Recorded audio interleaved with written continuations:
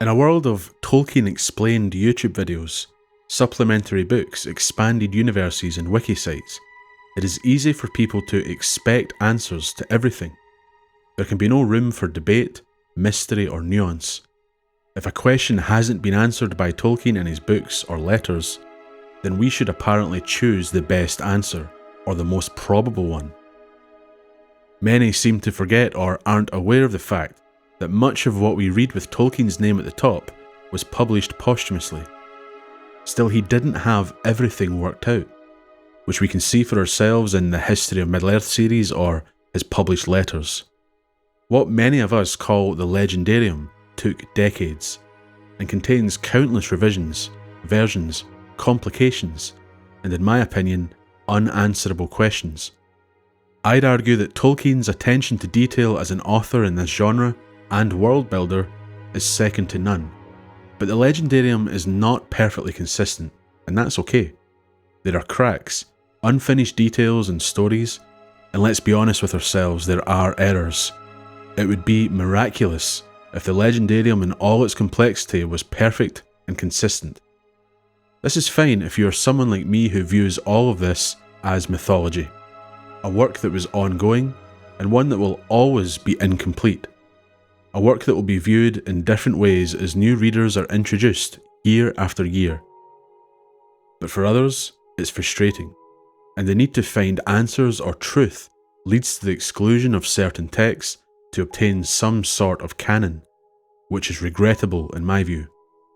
Beyond J.R.R. Tolkien, we had others like his son Christopher Tolkien, who made editorial decisions that shaped how many of us view the Legendarium today, to the point where countless readers don't seem to even make a distinction between J.R.R. Tolkien and Christopher Tolkien's contributions. We could have a lengthy discussion about the chapter of the Ruin of Doriath, how much of it was created for the Silmarillion, and what was taken from J.R.R. Tolkien's writings. Still, in my opinion, Christopher Tolkien was the greatest Tolkien scholar we have had, or will probably ever have, being in a unique position as Tolkien's son, with access to a library of information he was encouraged to work with going forward, and possibly, most important of all, deep care and understanding for what his father created. But despite Christopher's contributions being so vastly impressive that I still think he doesn't get enough credit, that doesn't mean all decisions he made were good ones, even according to the man himself. The History of Middle-earth volumes highlight the monumental effort that went into making changes to achieve some consistency by both J.R.R. and Christopher Tolkien. And my aim here is to highlight a very small piece of this, the changes related to the last High King of the Noldor in Middle-earth, Gil-galad. Why is it possible that we can ask such a simple question, who is his father, and have multiple answers? This is a discussion of Gil-galad's confusing parentage and lineage. I should provide a brief account of exactly who Gil-galad is, since he is long gone during the time of the Lord of the Rings, but present in spirit, as he is mentioned more than once by other figures. He was the last High King of the Noldor, one of the kindreds of elves, the titular ruler of the Noldor in Middle-earth. Finwë, born at a time when the two trees of Valinor stood, was the first lord of the group who became known as the Noldor, following the sundering of the elves, but was later slain by Melkor at Formenos, fortress in Valinor, when the fallen Vala seized the treasured Silmarils for his own and fled to Middle-earth. His first son, the infamous Fëanor, claimed kingship as King of the Noldor, but it is typically accepted that with the Noldor's return to Middle-earth from Aman and the death of Fëanor, the title of High King, and not just King, became associated with Fingolfin first, the second son of Finwë, after Fëanor's eldest son, Maethros, gave up any claim to kingship and showed support to Fingolfin. When Fingolfin himself fell in a duel with Melkor, now known as Morgoth, following the High King's journey to Angband after the disastrous Dagor Bragolach, the Battle of Sudden Flame, the title naturally passed to his first son, Fingon. Despite mending the wounds of the houses of the Noldor by rescuing the son of Fëanor, Maethros, from Morgoth's clutches at Thangorodrim, the High King was unfortunately slain later by the Balrog Gothmog in the Nirnaeth Arnoediad, the Battle of Unnumbered Tears. The death of Fingon led to the title of High King being passed to the second son of Fingolfin, Turgon, the king of the hidden city Gondolin. He died in the Fall of Gondolin, the surprise attack by Morgoth's forces after treachery led them there. With his death, Gil-galad became the High King and remained as such until the closing year of the Second Age, and Gil-galad, being king after Turgon, is partly why Tolkien made changes to his lineage, as I will discuss. To readers of The Lord of the Rings, he is probably best known as the High King of the Noldor, who stood side by side with the High King of the Dunedain, Elendil, against the Dark Lord Sauron in the War of the Last Alliance, the war that led to Sauron's defeat, the taking of the One Ring by Isildur, Elendil's son, and the end of the Second Age. Gil-galad fell with Elendil in a duel against Sauron himself. His life and death are told to us in the lay called the Fall of Gil-galad. Gil-galad was an elven king, of him the harpers sadly sing, the last whose realm was fair and free, between the mountains and the sea. His sword was long, his lance was keen, his shining helm afar was seen, the countless stars of heaven's field were mirrored in his silver shield. But long ago he rode away, and where he dwelleth none can say, for into darkness fell his star, in Mordor where the shadows are. We are told about his death even earlier when Gandalf speaks with Frodo at Bag End in the Shadow of the Past chapter. It's a tale known to the wise, and the wise know of Gil-galad, bearer of the Ring of Power Vilya, that was given to Elrond when Gil-galad made him vice-regent of Eriador. One account in the mythology says Gil-galad also gave the Ring of Fire, Narya, to Círdan of the Havens, though it is also said Círdan received this from Celebrimbor, and not Gil-galad. Vilya is carried by Elrond throughout the Third Age, and Narya is given to the wizard Gandalf by Círdan upon his arrival in Middle-earth from across the Great Sea. These details of Gil-galad's history are known, as well as his many names and titles, yet the exact place and date of his birth are not known to those of Middle-earth or us. This is not uncommon for Tolkien. Not everyone has their entire history and genealogy mapped out. It is strange for such a prominent figure to be such a mystery. A king who is a great enemy of Sauron in the Second Age, trusted to carry at least one ring of power. A king who was a friend, ally, and later a possible focus of envy for Númenóreans throughout their great kingdom's entire history. Gil-galad was in Middle-earth from long before the forging of the Great Rings, through the downfall of Númenor and the great battle in Mordor that would usher in a new age of the world. And who he descends from is more of a talking point than even the mystery of his unknown land of birth, or when exactly that occurred. Apologies in advance for what may seem like an onslaught of names, even for a discussion about Tolkien's legendarium. What I will discuss here will make a lot more sense to those who have read the Silmarillion, and not just The Lord of the Rings. But I will try to be as clear as possible. In saying that, I want to jump straight to the end, with Tolkien's final say on this matter in his last writings before his death, before I discuss what led to him to have to write a final say on this matter. According to J.R.R. Tolkien, Gil-galad was the son of Orodreth, who was the king of Nargothrond, the son of Angrod, grandson of Finarfin, and nephew of Finrod. Quite the family tree. Finarfin is the king of the Noldor in Valinor, but not a high king of the Noldor in Middle-earth. There is a distinction there, and both did exist at the same time. The interesting part for me is that there is no full version of the story or tale written by J.R.R. Tolkien to back up this claim. It is Christopher Tolkien explaining his father's writings to us, explaining the situation and telling us how his father had seemingly solved the problem of Gil-galad's father. Christopher tells us in The Peoples of Middle-earth, which is volume 12 of the History of Middle-earth, that his father had written an isolated note within the genealogies, seemingly scribbled at great speed, but dated August 1965, later than any text claiming a different history for Gil-galad. It was in his father's hand, and it suggested that the best solution to the problem of Gil-galad's parentage was to find him in the son of Orodreth, who is given the Quenya name Artaresto. He continues, Finrod left his wife in Valinor and had no children in exile. Angrod's son was Artaresto, who was beloved by Finrod, and escaped when Angron was slain in the Battle of the Sudden Flame, and dwelt with Finrod. Finrod made him his steward, and he succeeded him in Argothrond. His Sindarin name was Rodreth, altered to Orodreth because of his love of the mountains. His children were Findulias and Artanaro, or Rodnor, later called Gil-galad. Their mother was a Sindarin lady of the north. She called her son Gil-galad.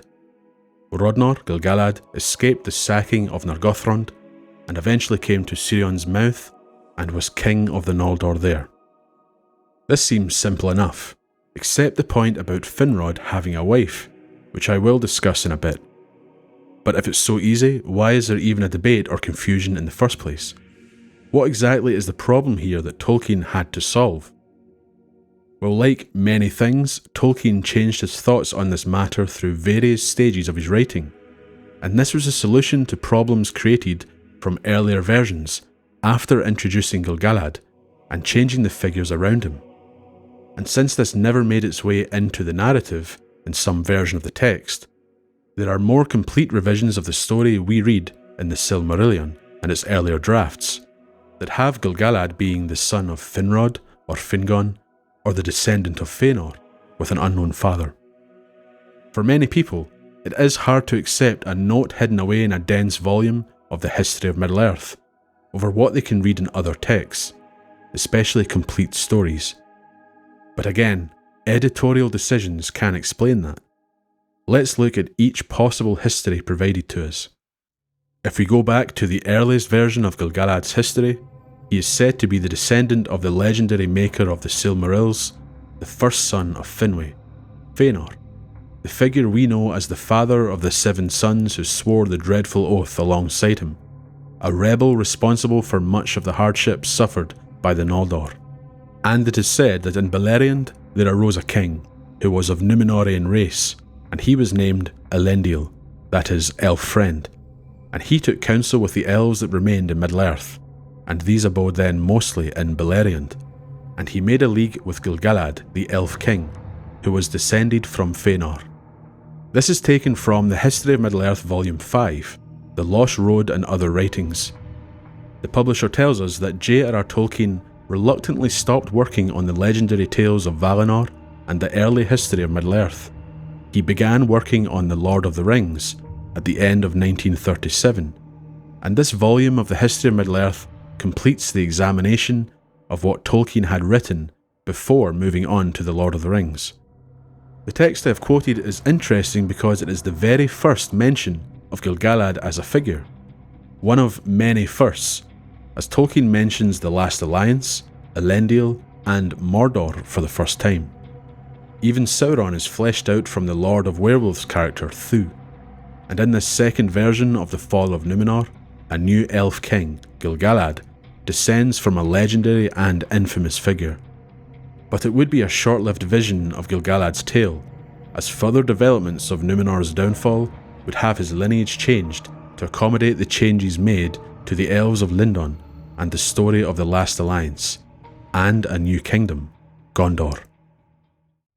A descendant of Fëanor still doesn't explain who Gil-galad's father was.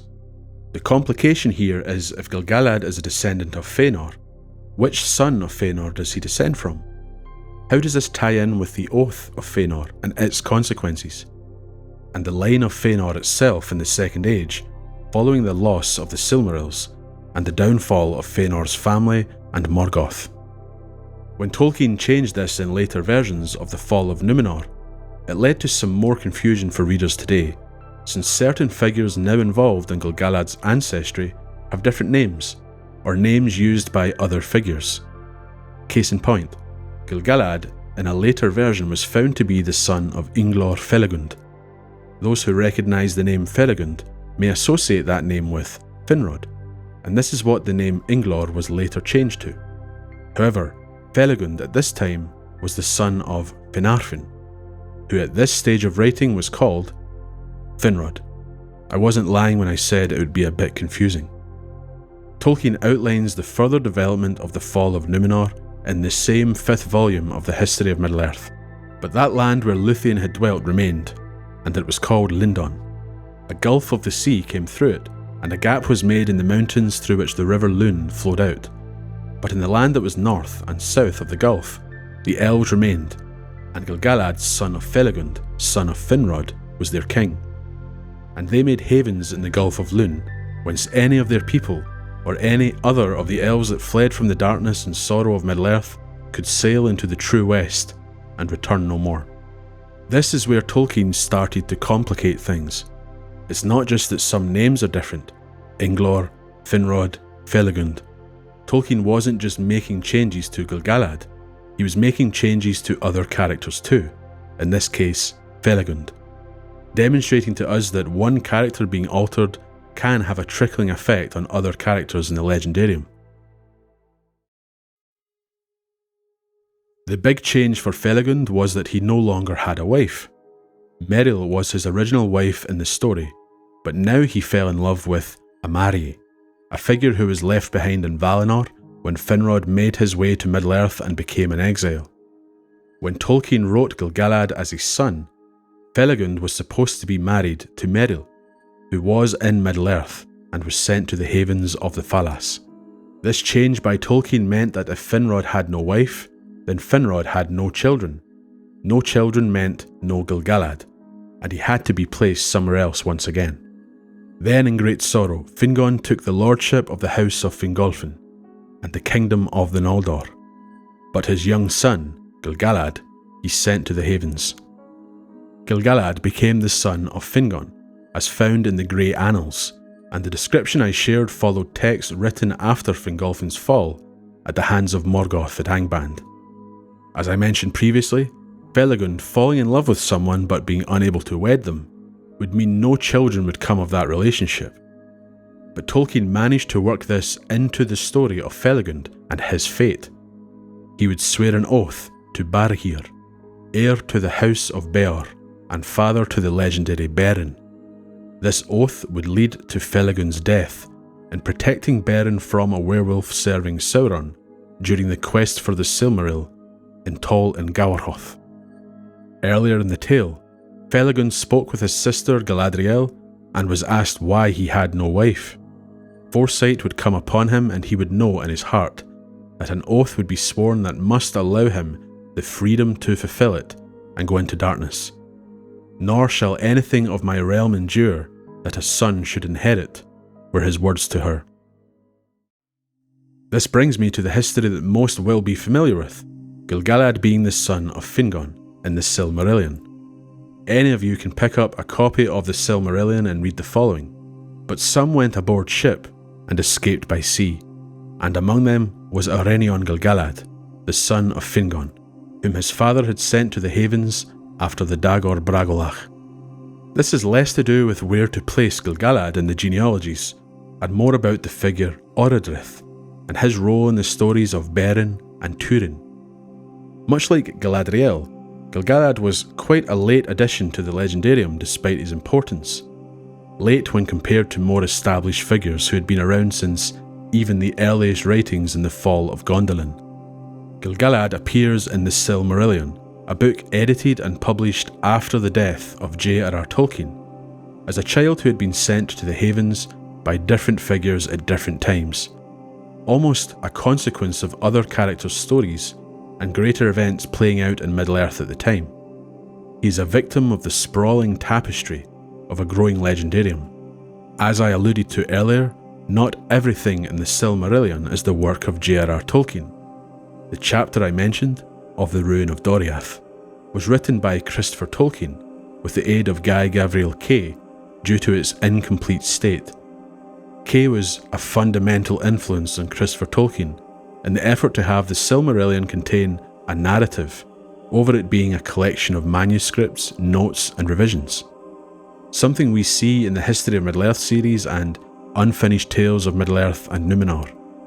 Both are different beasts when compared to the Silmarillion when it comes to a narrative. Chapters are created from drafts of various stages of completion from different dates, a process that explains why I have always felt that the final chapter of Quenta Silmarillion, of the Voyage of Eärendil and the War of Roth, feels almost rushed or incomplete, incorporating text from Tolkien's vision of the last battle, but also aiming to complete the tale of Quenta Silmarillion, which J.R.R. Tolkien never finished. I want to share Christopher's thoughts from the foreword to the Silmarillion, a foreword that explains his attempt to respect his father's works while providing a complete narrative, all while attempting to avoid rewriting the story. We must applaud his love for his father's creation, as Christopher did have his father's blessing to rewrite and rework as much as he wanted to, but chose not to. In the foreword, Christopher says that with the diversity of materials left to him, the attempt to present it all in a single book while showing the Silmarillion as a continuing and evolving creation that extended over half a century of writing would lead to confusion and would submerge what is essential. He set to work on a single text while arranging it in a way where he could produce the most internally self-consistent and coherent narrative. Certain chapters were difficult as they had remained unchanged for years and could no longer work in harmony with other chapters that his father had changed. A complete consistency cannot and should not be looked for, and would only be achievable at a heavy and needless cost, if it could be achieved at all. But what is the problem of Gil-galad being the son of Fingon? Well, it possibly creates a problem when it comes to the kingship of the Noldor. If Gil-galad was the son of Fingon, wouldn't he have become king instead of Fingon's brother? Explanations can be given if we talk of primogeniture or Gil-galad's age, the position of Turgon in Middle-earth, etc. I think this is one reason why it is a good thing that Tolkien changed Gil-galad's father to Orodrith. It makes Fingon childless and forces Turgon to inherit authority as the younger brother and another son of Fingolfin, the previous king. It is neat and doesn't require reasons for the so-called line of succession working this way. This also caused a problem with Gil-galad and Orodrith from a writing point of view. I explained earlier that Orodrith, as Gil-galad's father, had not been written into a narrative, but J.R.R. Tolkien had written a narrative where Orodrith was a son of Finarfin, which had implications for Gil-galad's place in the Legendarium. Tolkien's intention in his genealogical text was to have Orodrith become the son of Angrod and Finarfin's grandson, rather than his son. This would place Gil-galad as Orodrith's son, but what could Christopher possibly do in this situation without that heavy and needless cost he mentions in the foreword to the Silmarillion? With Christopher fully aware of his father's final word on Gil-galad, he still saw this as a complicated and major change when thinking about his goals with the Silmarillion. Notes were overlooked to provide a complete narrative, yet Christopher himself believed that he made a mistake by even mentioning Gil-galad's parentage in the narrative. Gil-galad became known as the son of Fingon, when it should have been left as an unknown, ambiguous. Or the heavy cost may have been considered to add J.R.R. Tolkien's late writings into the narrative, all arguably better solutions to the problem. Much closer analysis of the admittedly extremely complex material than I had made 20 years ago makes it clear that Gil-galad as the son of Fingon was an ephemeral idea. The Silmarillion cannot be perfect, and no one should claim it is. It can't reflect the ideas of J.R.R. Tolkien fully and remain fully coherent at the same time. The alternative would be the Silmarillion as an edited collection of manuscripts and revisions. We can read that now in the History of Middle-earth. But isn't it better that we also have a narrative to enjoy? Sacrifices had to be made, and unfortunately, mistakes crept their way in. The unique place the Silmarillion has in the Legendarium is why we still have constant debates about the origin of orcs. The book puts forth the idea that the original orcs were a corrupted race made by twisting the race of elves, an idea that was put forward by J.R.R. Tolkien, but one that wasn't carried forward into later writings. The coherent narrative uses the elf origin idea, even if it goes against the later thoughts of J.R.R. Tolkien, who notably struggled with the nature of orcs. Does it stop most people from outright stating orcs came from the corruption of elves as some fact? No. Why? Because it's in the Silmarillion, which is just accepted in the same way the Lord of the Rings is accepted, despite its creation being vastly different. It's why the story has a flat world, which was changed to a round world by the hand of Eru in the changing of the world when Númenor fell, even though Tolkien had started to transform the myth, with the flat world itself being a myth within the story. But the out-of-date, coherent and mostly complete narrative already existed, and that's why it was published. For many, the narrative takes precedence over notes and incomplete text and thoughts. Still, I'm not complaining about this. The publication of the Silmarillion is a testament to the dedication of Christopher in trying to provide us with a story. It's a look into the complexity of the Legendarium. With what Christopher was left to use in the construction of a coherent narrative, it's a wonder that it is coherent. It's also a shame, in my own opinion, that important texts such as the Athrabith Finrod a Andrith could not be worked into the narrative.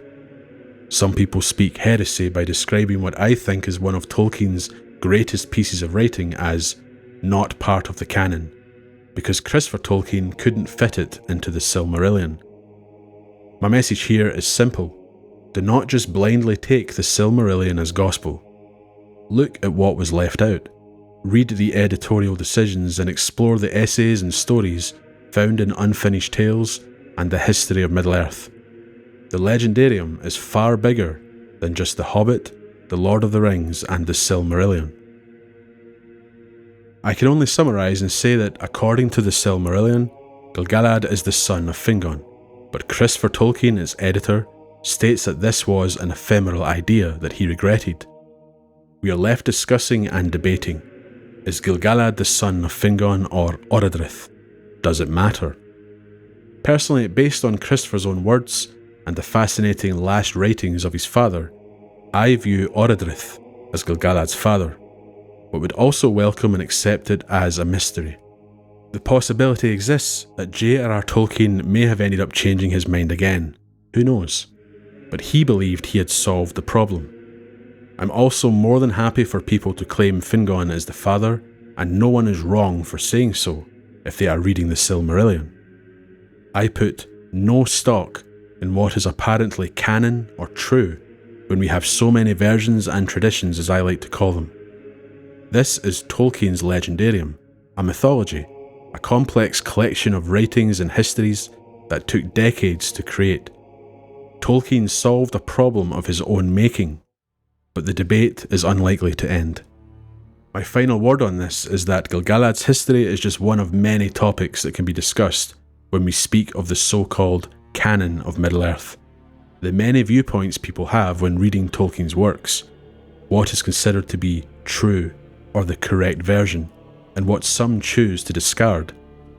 A book can be declared by some as correct, even when its author or editor says something was a mistake.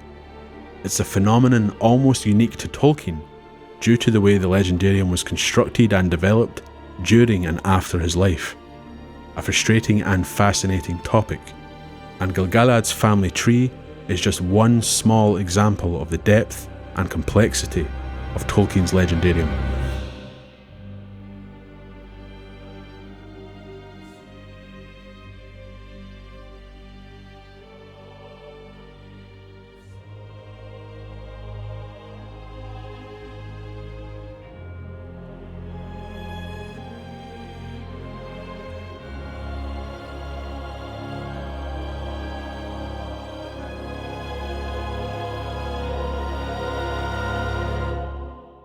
Thank you for watching or listening to my thoughts on the history of Gil-galad's place in the Legendarium. I want to thank those who continue to support me and give a special shout out to Patricia for her support, and the supporters of the highest tier of Valinor, NCV 1993, Moses and Victus. Everything I have shared here has been the result of my interpretation of Tolkien's text and my research. You will find all references listed if you want to read more about this topic, and can also find artist and music credits. Thanks again.